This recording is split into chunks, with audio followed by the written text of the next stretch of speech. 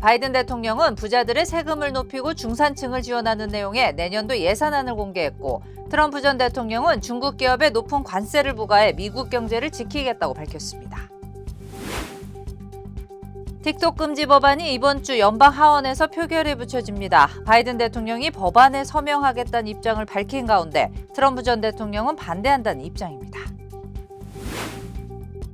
한국 정부가 병원을 이탈한 전공의들에게 행정처분이 끝나기 전에 돌아온다면 선처를 받을 수 있다며 복귀를 재차 촉구했습니다. 의사들이 부족해진 지방에서는 원성이 나왔습니다. 민주당이 서울 강북을 지역구 공천 결선에서 정봉주 전 의원의 공천을 확정했습니다. 비명계 재선 박용진 의원은 결국 공천을 받지 못했습니다.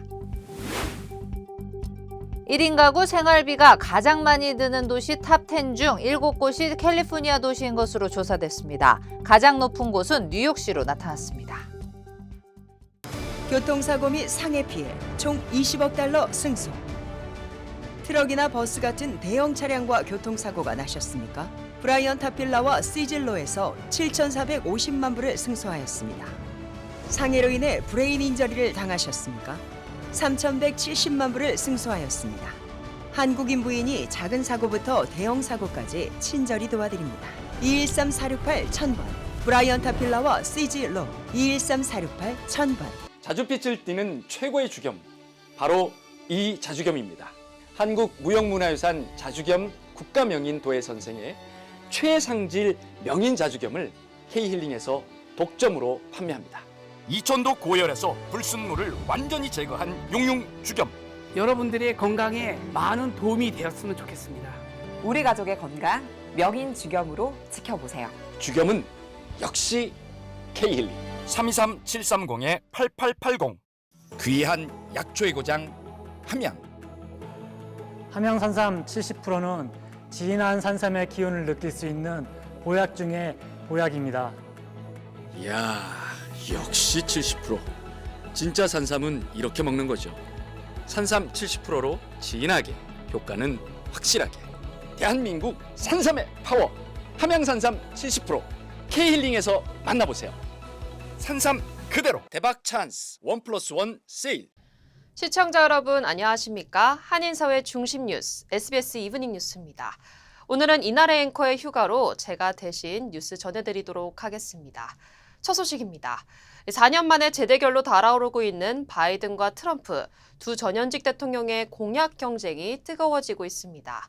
바이든 대통령은 부자들의 세금을 높이고 중산층을 지원하는 내용의 내년도 예산안을 공개했습니다. 트럼프 전 대통령은 중국 기업에 높은 관세를 부과해 미국 경제를 지키겠다고 밝혔습니다. 워싱턴에서 남승모 특파원의 보도입니다. 바이든 대통령이 발표한 내년도 예산 규모는 7조 3천억 달러, 우리 돈 약 9,500조 원입니다. 노동자 세금 감면과 의료 비용 절감, 보육 비용 인하 등 중산층 지원이 핵심입니다. 필요한 재원은 법인세와 초고소득자 최저세율을 각각 21%와 25%로 높이고 2,300조 원가량을 차입해 마련하겠다고 밝혔습니다. A fair tax code is how we invest in things that make this country great, from healthcare, education, defense, and so much more research. 또 10년간 3조 달러, 약 4천조 원 연방정부 적자를 줄인다는 계획입니다. 공화당이 하원을 장악하고 있어 예산안이 의회를 통과할 가능성은 낮지만 중산층 표심을 겨냥한 바이든 2기 청사진을 제시한 겁니다. 공화당은 존슨 하원 의장 등이 발표한 공동성명에서 무모한 지출, 미국의 쇠퇴를 가속화하는 로드맵이라며 맹비난했습니다. 바이든의 부자 증세에 맞서 트럼프 전 대통령은 고율관세 부과를 통한 미국 경제 살리기를 거듭 강조했습니다. 트럼프는 CNBC 방송과의 인터뷰에서 고율관세 공약에 대한 우려를 묻는 질문에 국제무역이 왜곡될 수 있겠지만 혜택이 미국으로 돌아오는 방식이 될 것이라고 말했습니다. And as tariffs on foreign countries go up, taxes on American workers and families will come down. You know, we gave you the largest tax reduction in the history of our country. 트럼프는 또 관세는 경제를 넘어 외국과 협상할 때 힘을 준다고 말해 관세를 외교에 활용할 것임을 예고했습니다. 워싱턴에서 SBS 남승모입니다. 이렇게 양쪽이 목소리를 높이는 사이 두 후보 가운데 누구를 택해야 할지 모르겠다는 중도층의 고민도 커지고 있습니다. 이어서 김범주 특파원입니다. 트럼프 전 대통령과 재대결이 확정되자 바이든 대통령 지지율이 바짝 올랐습니다. 16개 주에서 양당 동시 경선이 열린 지난 5일 슈퍼 화요일 전주만 해도 바이든 대통령은 트럼프 전 대통령에게 5개 여론조사에서 1무 4패, 평균 45대 48로 뒤졌습니다.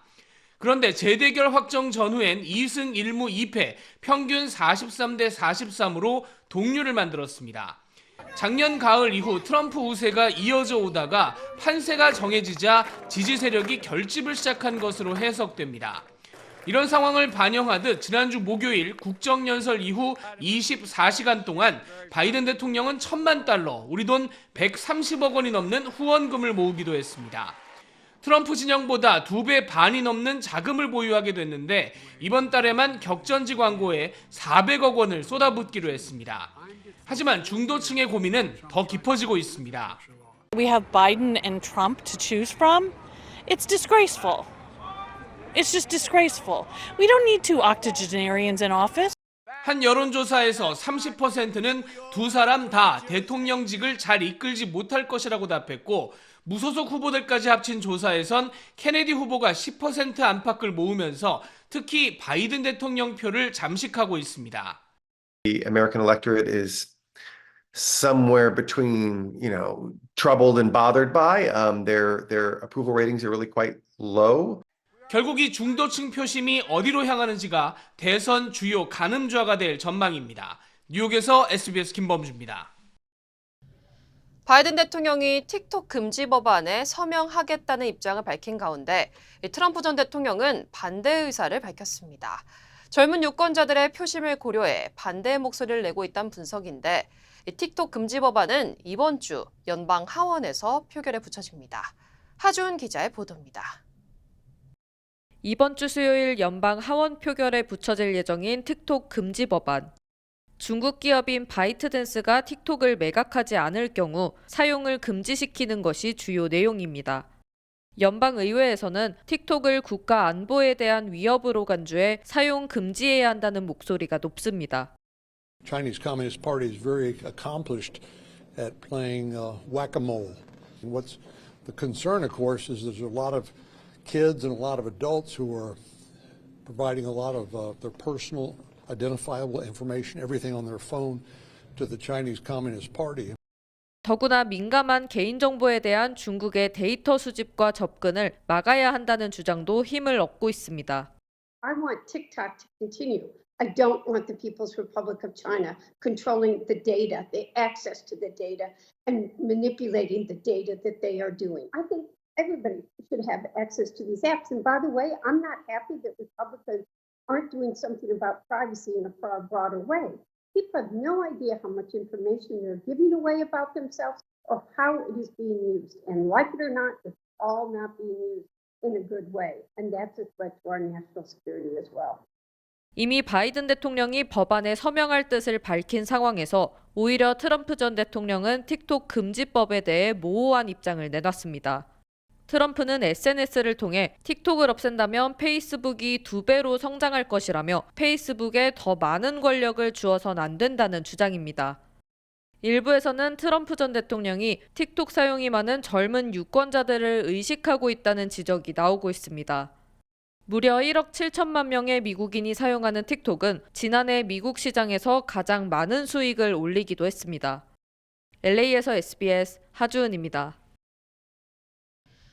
네, 다음 소식입니다. 한국 정부가 병원을 이탈한 전공의들에게 행정처분이 끝나기 전에 돌아온다면 선처를 받을 수 있다며 복귀를 재차 촉구했습니다.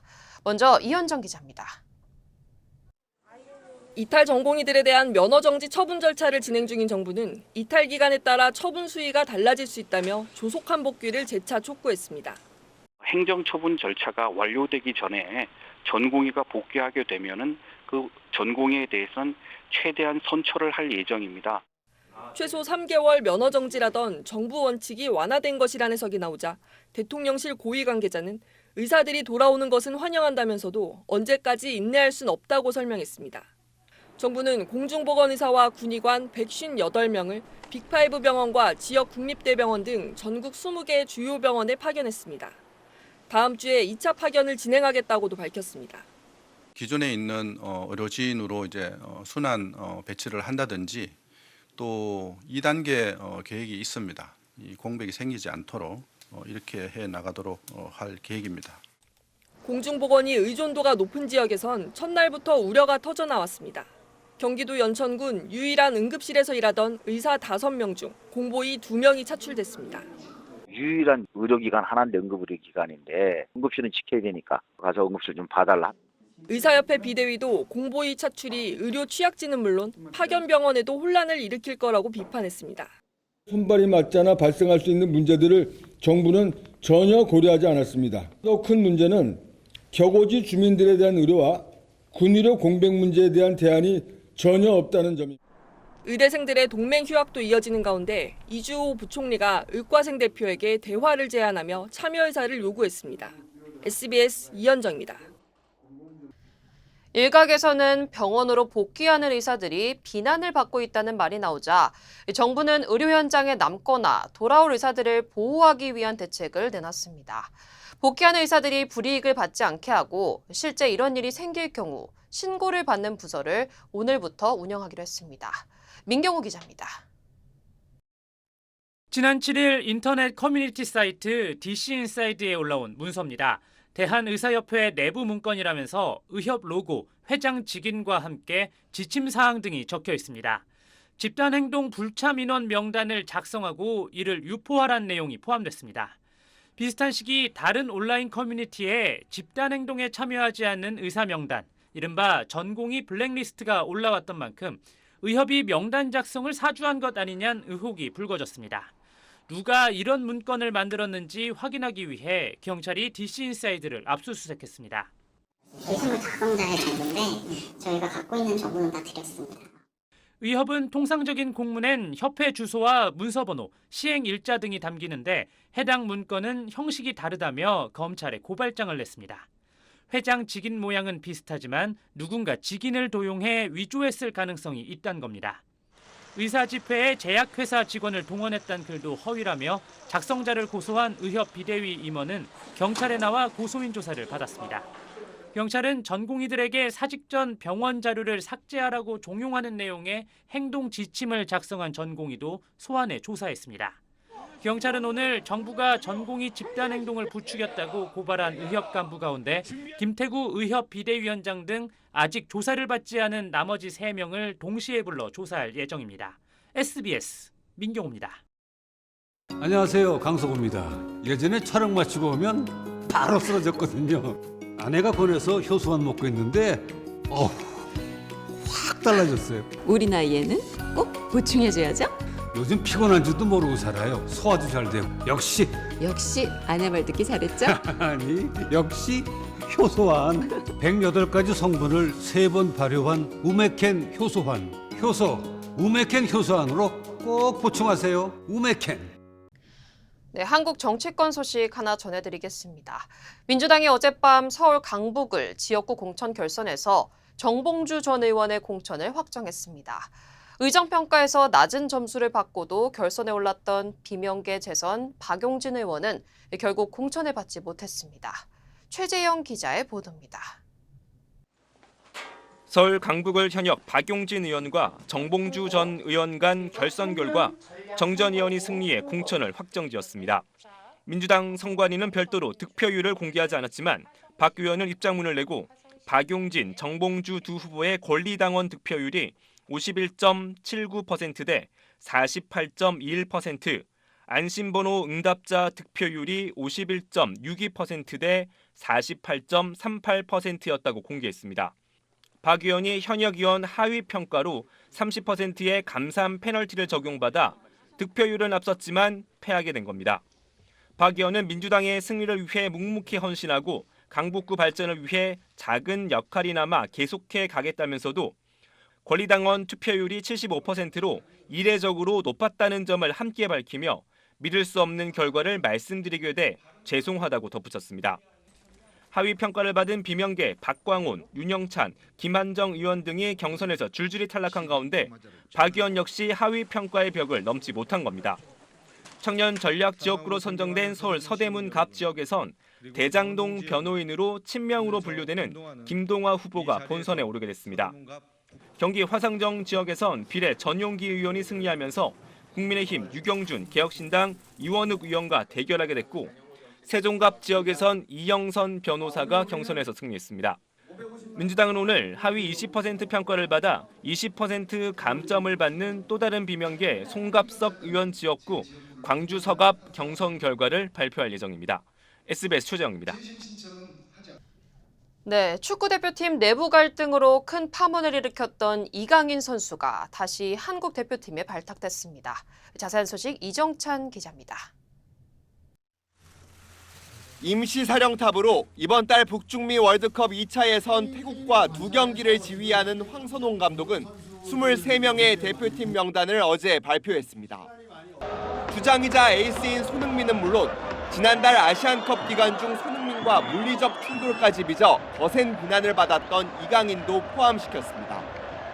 두 선수와 직접 소통을 했고요. 이강인 선수는 축구 팬 여러분들과 또 팀원들에게 진정성 있게 사과를 하고 싶어 하고, 또 손흥민 선수는 그런 이강인 선수를 보듬어 안고 또 화합해서 앞으로 나가야 되지 않겠냐는 의견이 있었고, 사태 이후 이강인이 손흥민을 찾아가 사과하고 손흥민도 팬들에게 이강인을 용서해달라고 부탁하면서 갈등은 봉합됐지만 대표팀 기강을 흔든 이강인을 징계해야 한다. 적어도 이번엔 부르지 말아야 한다는 의견도 만만치 않았는데 황 감독은 정면 돌파를 선택했습니다. 이번에 안 부르고 다음에 부른다고 해서 이 문제가 다 해결될 거라고는 생각 안 하고, 뭐 운동장에서 일어나는 거는 운동장에서 최대한 빨리 푸는 것이 제일 좋은 방법이 아닌가, 저는 그렇게 생각하고 있습니다. 황 감독의 설명에도 이강인 발탁에 대해 여전히 부정적인 반응도 적지 않은 가운데 대표팀은 오는 18일 소집돼 21일 홈 경기, 26일 원정 경기로 태국과 2연전을 치릅니다. 이번 대표팀에는 전임 벤투와 클린스만 감독 시절 외면받았던 K리그 득점왕 출신 주민규가 34살 생일을 한 달 앞두고 처음으로 태국 마크를 달아 화제가 됐고, K리그에서 개막 2경기 연속골을 터뜨리며 발탁 기대감을 높였던 이승우는 이번에도 제외됐습니다. SBS 이정찬입니다. 1인 가구가 생활하기에 생활비가 가장 많이 드는 도시 어디일까요? 바로 뉴욕시로 조사됐습니다. 스마트에셋이 MIT의 데이터를 토대로 조사한 결과 1인 가구가 뉴욕에서 생활하기 위해 필요한 연소득은 평균 13만 8,570달러로 나타났습니다. 샌프란시스코와 남가주 얼바인이 그 뒤를 따랐습니다. 생활비가 비싼 도시 톱10 중 7곳은 캘리포니아 도시였으며 LA의 경우 싱글 기준 연소득 7만 7천 달러, 4인 가구 기준으로는 27만 6천여 달러가 있어야 편안히 생활할 수 있는 것으로 조사됐습니다. 또 4인 가족 기준으로는 샌프란시스코가 평균 연소득 33만 9천여 달러로 생활비가 가장 많이 드는 곳으로 꼽혔으며 2위는 산호세가 기록했습니다.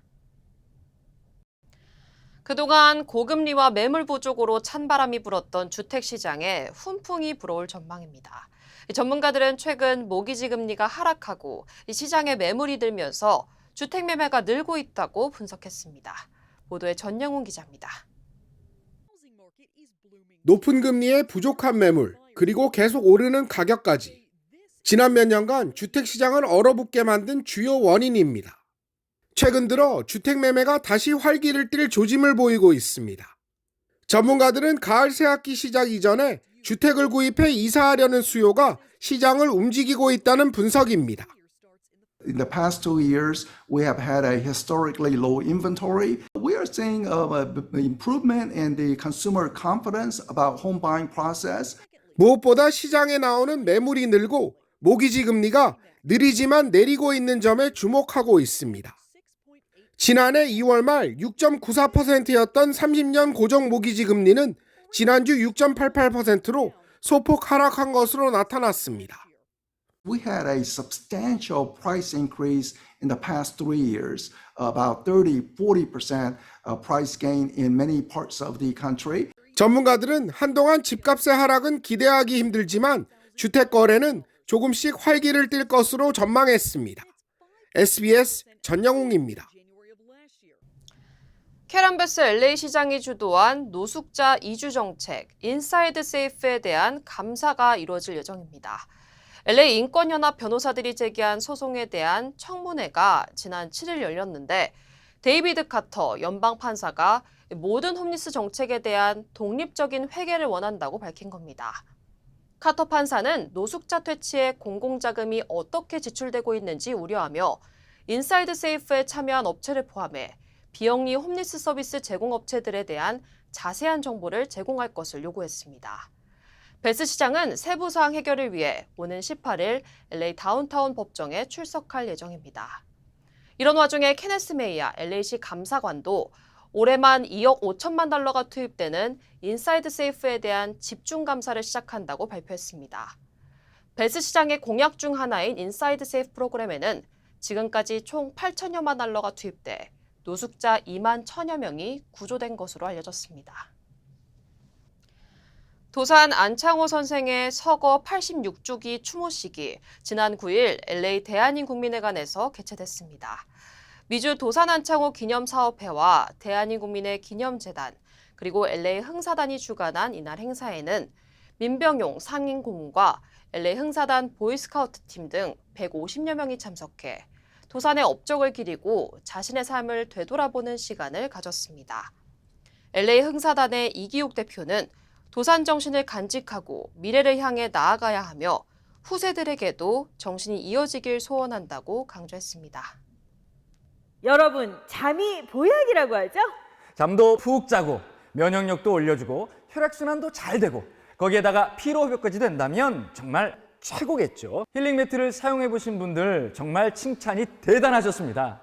자고 나면 개운하다, 몸이 찌뿌둥한 게 확 풀렸다, 감기 한 번 안 걸렸다, 몸이 냉한 게 없어졌다, 자다가 다리에 쥐가 나서 자주 깼는데 싹 없어졌다. 그동안 가격 때문에 그림의 떡이라고 생각하셨던 분들께 엄청난 이 소식을 전해드립니다. 가격이 팍 내렸습니다. 무려 1,000불이나 내렸습니다. 내 몸의 온도가 1도만 올라가도 면역력이 무려 5배가 올라간다고 하죠. 그래서 힐링 매트에서 주무시면 면역력도 올라가고 암세포가 살기 어려운 환경을 만들어줍니다. 내가원 원적외선 힐링 매트, 이제 무려 1,000불이 내린 가격으로 K힐링에서 만나보세요. K힐링. 네, 한국 국적자가 러시아에서 간첩 혐의로 체포됐다고 현지 언론이 보도했습니다. 러시아 기밀 정보를 외국 기관에 넘긴 혐의라며 이 한국인의 이름도 공개했습니다. 한국인이 러시아에서 간첩 혐의로 체포된 건 처음입니다. 파리 곽상은 특파원입니다. 한국 국민 한 명이 올 초 러시아 극동 블라디보스토크에서 간첩 혐의로 체포됐다고 러시아 타스 통신이 보도했습니다. 통신은 사법당국자를 인용해 간첩 범죄 수사 중 한국인의 신원이 확인됐다며 해당 한국인의 실명도 명시했습니다. 그러면서 이 한국인이 지난달 말 모스크바로 이송돼 현재는 연방보안국 미결수 구금시설인 레포르토보 구치소에 있다고 전했습니다. 또 이 한국인이 국가기밀정보를 외국 정보기관에 넘긴 혐의를 받고 있으며 그와 관련된 형사사건 자료는 현재 1급 기밀로 분류돼 있다고 덧붙였습니다. 러시아 일부 언론에선 체포 시점이 지난해란 보도도 나오는 가운데 모스크바 법원은 체포된 한국인의 구금 기간을 6월 15일까지 연장한 것으로 전해졌습니다. 한국 외교부 당국자는 체포 사실을 인지한 직후부터 필요한 영사 조력을 제공 중이라며 구체적인 내용은 아직 조사 중인 사안이어서 언급하기 어렵다고 밝혔습니다. 러시아에선 통상 간첩 혐의로 유죄 판결을 받으면 10년에서 20년까지 징역형을 선고받을 수 있습니다. 러시아는 그동안 미국 등 서방 국가의 국민을 외교 갈등 국면에서 간첩 혐의로 체포해 압박의 지렛대로 삼아온 경우가 있어 특히 우려를 키우고 있습니다. 러시아는 2022년 우크라이나 침공 후 서방의 대러시아 제재에 동참했다는 이유로 한국을 비우호국으로 지정한 상태입니다. 파리에서 SBS 곽상은입니다.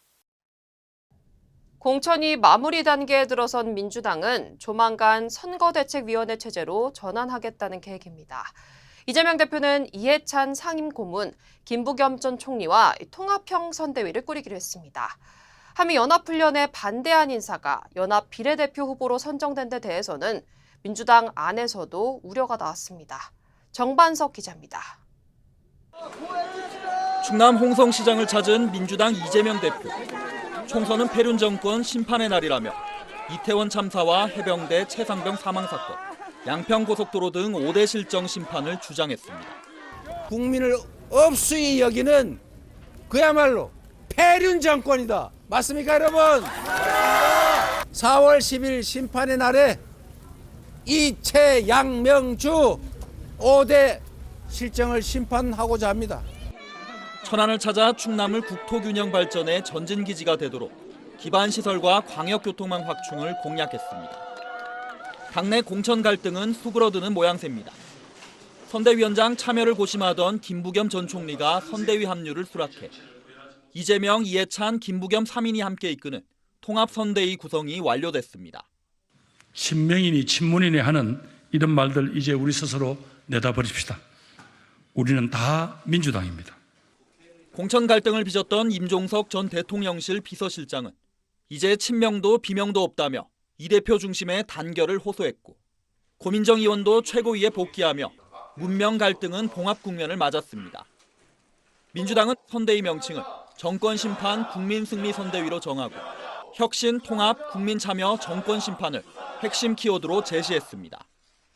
이런 가운데 비례연합정당 더불어민주연합의 시민사회목 후보에 한미연합훈련 반대 주장을 펼쳐온 단체 출신 등이 선정된 데 대해 민주당 최고위에서 심각한 우려를 표명하는 목소리가 나왔습니다. 더불어민주연합 핵심 관계자는 검증 절차를 밟게 될 것이라며 국민 눈높이에 어긋나는 후보가 있다면 재추천을 요구할 수밖에 없다고 말했습니다. SBS 정반석입니다. 국민의힘은 선거를 지휘할 선거대책위원회 구성에 고심하는 분위기입니다. 여럿이 공동선대위원장을 맡아왔던 과거와 달리 현재로서는 한동훈 비상대책위원장 한 명만 앞세우는 방안이 유력합니다. 조윤아 기자가 보도하겠습니다. 지난 총선 지역구 4곳에서 모두 패배한 경기도 고양시를 찾은 한동훈 국민의힘 비상대책위원장. 고양시의 서울 편입을 논의하는 간담회에 참석해 서울 편입과 경기 분도 문제를 함께 해결하겠다고 강조했습니다. 총선 이후 이른바 원샷법을 통해 한 번에 해결하는 방안을 추진하겠다고 밝혔습니다. 민주당을 향한 공세는 종일 이어갔습니다. 이재명 대표가 국민의힘 공천을 패륜 공천이라 비판한 데 대해 이 대표가 이 대표를 공천한 거야말로 패륜 공천으로 국민들은 생각할 거라고 날을 세웠습니다. 패륜 홍수 욕설, 배우 관련 의혹, 검사 사칭, 제가 너무 많아서 말을 못하겠어요. 민주당이 위성정당 비례대표 1번 후보로 반미단체로 알려진 결의하나 활동가 출신 전직 금융정의연대 운영위원을 배치하자 민주당 입장을 캐물었습니다. 민주당의 이번 총선 공약은 한미연합훈련 반대와 주한미군 철수입니까? 맞으면 맞다, 아니면 아니다라고 답변하시고 그리고 국민 앞에 설명해 주시길 바랍니다. 5.18 민주화운동 북한 개입설 관련 발언으로 논란이 이어지는 대구 중남구 도태우 후보에 대해선 공천 취소 가능성을 시사했습니다. 한 위원장은 공천관리위원회에 도 후보의 과거 발언 전반에 국민 눈높이에 맞는 면밀한 재검토를 요청했습니다. SBS 조윤아입니다. 해병대원 순직사고 수사에 외압을 행사한 혐의로 수사를 받던 이종섭 전 국방장관이 호주 대사로 임명돼 출국한 것을 두고 민주당은 비난을 이어갔습니다. 대통령실은 이 전 장관이 앞으로 조사에 적극 응하기로 했다며 수사를 방해한 건 아니라고 말했습니다. 윤나라 기자의 보도입니다. 이종섭 전 국방장관의 출국을 비난하는 피켓을 들고 시작한 민주당 최고위원회의. 주 호주 대사 내정과 출국을 피의자 빼돌리기라며 날을 세웠습니다. 대사 임명과 출국에 관여한 외교, 법무장관을 직권남용 등의 혐의로 고발하는 것은 물론 탄핵을 추진하겠다고 압박했습니다. 최상병 사건 책임졌습니까? 그들이 핵심 피의자를 해외로 도피시키지 않습니까? 어디 개구멍으로 빠져나갔는지 몰래 나가버렸어요. 진보시민단체 4세 행은 윤석열 대통령과 외교, 법무장관을 범인 도피 등의 혐의로 공수처에 고발했습니다. 국민의힘은 이에 대해 이 전 장관의 호주 대사 임명은 국익 관점에서 다양하게 살핀 결과라며 민주당이 또 습관적으로 탄핵 카드를 꺼내들었다고 비판했습니다. 호주는 우리와 중요한 방산 파트너 국가로서 후임 대사 임명에 속도를 낼 수밖에 없는 상황입니다. 습관성 탄핵 소추 남발은 단지 총선을 앞둔 정치적 목적임을 증명할 뿐입니다. 대통령실은 이 전 장관이 향후 수사나 소환 요청에 적극 응하겠다는 약속을 하고 출국했다며 야권의 수사 방해 주장을 일축했습니다. 법무부도 이 전 장관에 대한 출국 금지가 여러 차례 연장됐음에도 공수처에서 소환 조사를 하지 않은 점 등을 볼 때 출국 금지를 유지할 명분이 없었다고 밝혔습니다. 신임장 원본을 받지 않고 출국한 이 전 장관은 다음 달 예정인 재외공관장 회의 때 일시 귀국할 가능성이 있는 걸로 알려졌습니다. SBS 윤나라입니다. 가든그로브시가 첫 주택 구매자를 위해 최고 11만 달러까지 무이자로 대출해줍니다. 각 지역 주요 한인사회 소식 이원정 기자입니다. 말리부 인근 PCH에서 산사태가 발생해 도로가 전면 통제됐습니다. 캘리포니아주 고속도로 순찰대 CHP는 어젯밤 11시 30분쯤 빅락 드라이브 인근에서 산사태가 발생해 북쪽과 남쪽 방면 모두 폐쇄했다고 밝혔습니다. 가든그로브시가 첫 주택 구매자에게 최고 11만 달러까지 무이자로 대출해줍니다. 시정부는 지난 3년 동안 주택을 소유한 적이 없고 저소득층 기준에 적합해야 하며 승인 기간에서 워크숍에 반드시 참가해야 한다고 밝혔습니다. 한국 핵물리학계의 주역이었던 이동영 포스텍 명예교수가 오렌지 카운티 실비치 자택에서 별세했습니다. 이 명예교수는 서울대 물리학과를 나와 독일과 영국에서 핵물리학으로 박사학위를 받은 후 국방부 과학연구소와 한국원자력연구소에서 활동했으며 포항공대 설립의 주역으로 참가했습니다. 이 명예교수는 고온 고밀도 플라스마와 X선 레이저, 포항 방사광 가속기 건설에 참여했습니다. 조지아 평화포럼이 오는 15일 화상 토론회를 개최합니다. 이번 토론은 요동치는 세계 정세와 불안한 한반도 그리고 미국 대선 주제로 원광대 정치외교학 이재봉 교수가 진행하며 전 국립외교원장 김준영 교수와 전 국방대 군사전략학 교수이자 전 청와대 NSC 전략기획 담당 문장열 교수가 참여해 토론을 벌일 예정입니다. 애틀란타 동물원이 소셜미디어에서 나돌고 있는 허위 티켓 프로모션에 대해 주의할 것을 당부했습니다. 동물원은 페이스북에 동물원 개장 135주년을 맞아 티켓 4장을 $6 95센트에 할인 판매한다는 내용의 허위 광고를 믿지 말라며 티켓은 동물원 웹사이트에서 살 것을 당부했습니다.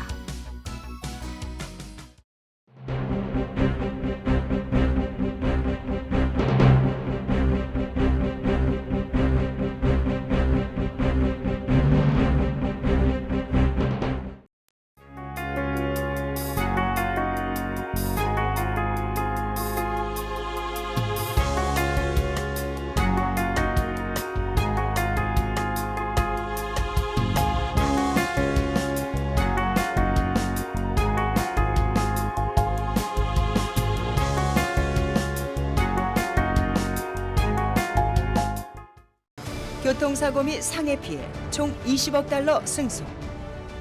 트럭이나 버스 같은 대형 차량과 교통사고가 나셨습니까?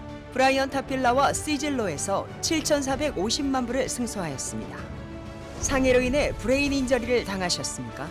3,170만 불을 승소하였습니다. 한국인 부인이 작은 사고부터 대형 사고까지 친절히 도와드립니다. 213-468-1000번 브라이언 타필라와 시즐로 213-468-1000번. 안녕하세요, 강석호입니다. 예전에 촬영 마치고 오면 바로 쓰러졌거든요. 아내가 권해서 효소만 먹고 있는데 확 달라졌어요. 우리 나이에는 꼭 보충해줘야죠. 요즘 피곤한 줄도 모르고 살아요. 소화도 잘 되고. 역시 아내 말 듣기 잘했죠? 아니, 역시 효소환. 108가지 성분을 3번 발효한 우메켄 효소환. 효소 우메켄 효소환으로 꼭 보충하세요. 우메켄. SBS 이브닝 뉴스는 유튜브 채널에서도 언제 어디서나 다시 시청하실 수 있습니다. 3월 11일 뉴스를 마칩니다. 시청해주신 여러분 고맙습니다.